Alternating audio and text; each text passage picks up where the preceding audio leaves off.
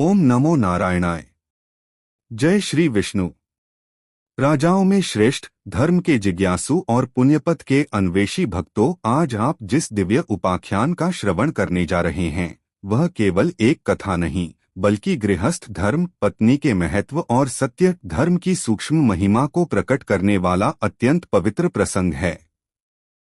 यह कथा पद्म पुराण से उद्धृत है, जहां स्वयं भगवान श्री विष्णु धर्म के गूढ़ रहस्यों को प्रकट करते हुए बताते हैं कि तीर्थ, व्रत, दान और यज्ञ तभी फलदायी होते हैं जब वे धर्म की पूर्ण आज्ञा के अनुसार किए जाएं।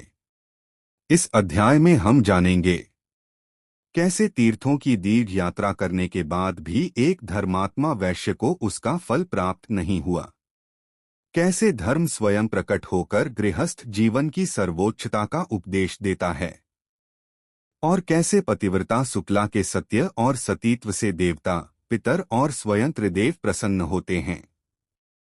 यह कथा सिखाती है कि पत्नी केवल जीवन सहचरी नहीं, बल्कि गृहस्थ धर्म की स्वामिनी है। उसके बिना किया गया धर्म निष्फल है और उसके साथ किया गया कर्म अमृत तुल्य फल प्रदान करता है। जो स्त्रियां इस उपाख्यान को श्रद्धा से सुनती हैं, उन्हें सौभाग्य, सतीत्व और पारिवारिक सुख की प्राप्ति होती है। जो पुरुष इसे हृदय से ग्रहण करते हैं, उनके जीवन में धर्म, सत्य और भक्ति सदा प्रतिष्ठित रहती है। आइए अब मन को शुद्ध कर, अहंकार का त्याग कर, इस परम पावन अध्याय में प्रवेश करें, जहां स्वयं भगवान श्री विष्णु राजन से कहते हैं। भगवान श्री विष्णु कहते हैं, राजन, कृकल वैश्य सब तीर्थों की यात्रा पूरी करके अपने साथियों के साथ बड़े आनंद से घर की ओर गेटे। वे सोचते थे, मेरा संसार में जन्म लेना सफल हो गया, मेरे सब पितर स्वर्ग को चले गए होंगे। वे इस प्रकार विचार कर ही रहे थे कि एक दिव्य रूपधारी विशालकार पुरुष उनके पिता पितामहों को प्रत्यक्ष रूप से बांधकर सामने प्रकट हुए और बोले, बैठिए, तुम्हारा पुण्य उत्तम नहीं है, तुम्हें तीर्थ यात्रा का फल नहीं मिला, तुमने व्यर्थ ही इतना परिश्रम किया। यह सुनकर कृकल वैद्य दुहक से पीड़ित हो गए। उन्होंने पूछा, आप कौन हैं जो ऐसी बात कह रहे हैं? मेरे पिता पितामह क्यों बांधे गए हैं? मुझे तीर्थ का फल क्यों नहीं मिला? धर्म ने कहा, जो धार्मिक आचार और उत्तम व्रत का पालन करने वाली, श्रेष्ठ गुणों से विभूषित, पुण्य में अनुराग रखने वाली तथा पुण्य में पतिव्रता पत्नी को अकेली छोड़कर धर्म करने के लिए बाहर जाठवा है, उसका किया हुआ सारा धर्म व्यर्थ हो जाता है, इसमें तनिक भी संदेह नहीं है। जो सब प्रकार के सदाचार में संलग्न रहने वाली, प्रशंसा के योग्य आचरण वाली, धर्म साधन में तत्पर, सदा पातिव्रत्य का पालन करने वाली, सब बातों को जानने वाली तथा ज्ञान की अनुरागिणी है, ऐसी गुणवती, पुण्यवती और महास्ती नारी जिसकी पत्नी हो, उसके घर में सर्वदा देवता निवास करते हैं। पितर भी उसके घर में रहकर निरंतर उसके यश की कामना करते रहते हैं। गड़ा आदि पवित्र नदियाँ, सागर, यज्ञ, गो, ऋषि तथा संपूर्ण तीर्थ भी उस घर में मौजूद रहते हैं। पुण्यमयी पत्नी के सहयोग से गृहस्थ धर्म का पालन अच्छे ढंग से होता है। इस भूमंडल में गृहस्थ धर्म से बढ़कर दूसरा कोई धर्म नहीं है। वैश्य गृहस्थ का घर यदि सत्य और पुण्य से युक्त हो तो परम पवित्र माना गया है। वहां सब तीर्थ और देवता निवास करते हैं। गृहस्थ का सहारा लेकर सब प्राणी जीवन धारण करते हैं। गृहस्थाश्रम के समान दूसरा कोई उत्तम आश्रम मुझे नहीं दिखाई देता। जिसके घर में साध्वी स्त्री होती है, उसके यहाँ मंत्र, अग्निहोत्र, संपूर्ण देवता, सनातन धर्म तथा दान एवं आचार सब मौजूद रहते हैं। इसी प्रकार जो पल्ली से रहित है, उसका घर जंगल के समान है।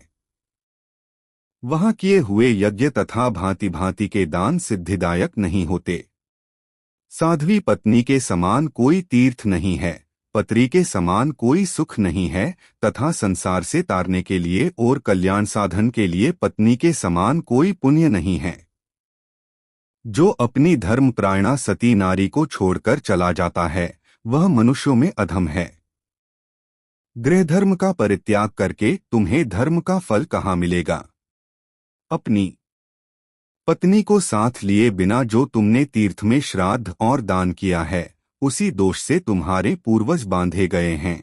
तुम चोर हो और तुम्हारे ये पितर भी चोर हैं, क्योंकि इन्होंने लोलुपतावश तुम्हारा दिया हुआ श्राद्ध का अन्न खाया है। तुमने श्राद्ध करते समय अपनी पत्नी को साथ नहीं रखा था। जो सुयोग्य पुत्र श्रद्धा से युक्त हो अपनी पली के दिए हुए पिंड से श्राद्ध करता है, उससे पितरों को वैसी ही तृप्ति होती है जैसी अमृत पीने सी, इसमें तनिक भी संदेह नहीं है। पत्नी ही गार्हस्थ्य धर्म की स्वामिनी है, उसके बिना ही जो तुमने शुभ कर्मों का अनुष्ठान किया है, यह स्पष्ट ही तुम्हारी चोरी है। जब पत्नी अपने हाथ से अन्न तैयार करके देती है तो वह अमृत के समान मधुर होता है। उसी अन्न को पितर प्रसन्न होकर भोजन करते हैं तथा उसी से उन्हें विशेष संतोष और तृप्ति होती है। आथ पत्नी के बिना जो धर्म किया जाता है वह निष्फल होता है। कृकल ने पूछा, धर्म, अब कैसे मुझे सिद्धि प्राप्त होगी और किस प्रकार मेरे पितरों को बंधन से छुटकारा मिलेगा? धर्म ने कहा, महाभाग, अपने घर जाओ। तुम्हारी धर्मपरायणा पुण्यवती पत्नी शुक्ला तुम्हारे बिना बहुत दुखी हो गई थी, उसे सांत्वना दो और उसी के हाथ से श्राद्ध करो। अपने घर पर ही पुण्यतीर्थों का स्मरण करके तुम श्रेष्ठ देवताओं का पूजन करो, इससे तुम्हारी की हुई तीर्थयात्रा सफल हो जाएगी। भगवान श्री विष्णु कहते हैं, राजन, यूं कहकर धर्म जैसे आए थे वैसे ही लौट गए। परम बुद्धिमान ककल भी अपने घर गए और पतिव्रता पत्नी को देखकर मन ही मन बहुत प्रसन्न हुए।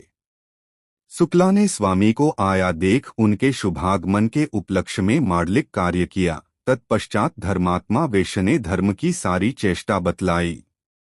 स्वामी के आनंददायक वचन सुनकर महाभागा शुक्ला को बड़ा हर्ष हुआ। उसके बाद ककल ने घर पर ही रहकर पलत्नी के साथ श्रद्धापूर्वक श्राद्ध और देव पूजन आदि पुण्यकर्म का अनुष्ठान किया।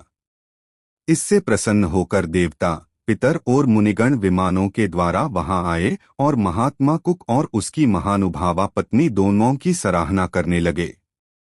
मैं, ब्रह्मा तथा महादेव जी भी अपनी अपनी देवी के साथ वहां गए। संपूर्ण देवता उस सती के सत्य से संतुष्ट थे। सबने उन दोनों पति पत्नी से कहा, सुब्रत, तुम्हारा कल्याण हो, तुम अपनी पत्नी के साथ वर मांगो। कृकल ने पूछा, देववरो, मेरे किस पुण्य और तप के प्रसर से पत्री सहित मुझे वर देने की आप लोग पधारे हैं? इंद्र ने कहा, यह महाभागा शुक्ला सती है। इसके सत्य से संतुष्ट होकर हम लोग तुम्हें वर देना चाहते हैं।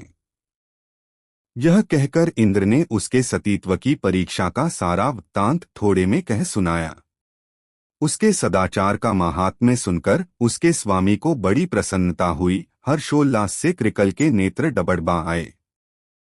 धर्मात्मा वैश्य ने पत्नी के साथ समस्त देवताओं को बारंबार साष्टांग प्रणाम किया और कहा, महाभाग देवगण, आप सब लोग प्रसन्न हो। तीनों सनातन देवता ब्रह्मा, विष्णु तथा शिव हम पर संतुष्ट हों तथा अन्य जो पुण्यात्मा ऋषि मुझ पर कृपा करके यहाँ पधारे हैं वे भी प्रसन्नता प्राप्त करें। मैं सदा भगवान की भक्ति करता रहूं। आप लोगों की कृपा से धर्म तथा सत्य में मेरा निरंतर अनुराग बना रहे।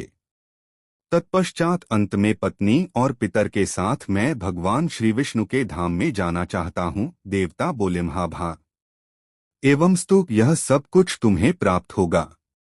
भगवान श्री विष्णु ने कहा, राजन, यह कहकर देवताओं ने उन दोनों पतिपल्ली के ऊपर फूलों की वर्षा की तथा ललित, मधुर और पवित्र संगीत सुनाया। वर देकर वे उस पतिव्रता की स्तुति करते हुए अपने अपने लोक को चले गए। इस परम उत्तम और पवित्र उपाख्यान को मैंने पूर्ण रूप से तुम्हें सुना दिया। राजन, जो मनुष्य इसे सुनता है वह सब पापों से मुक्त हो जाता है। स्त्री मात्र को शुक्ला का उपाख्यान श्रद्धापूर्वक सुनना चाहिए। इसके श्रवण से वह सौभाग्य, सतीत्व तथा पुत्र पोत्रों से युक्त होती है। इतना ही नहीं, पति के साथ सुखी रहकर वह निरंतर आनंद का अनुभव करती है।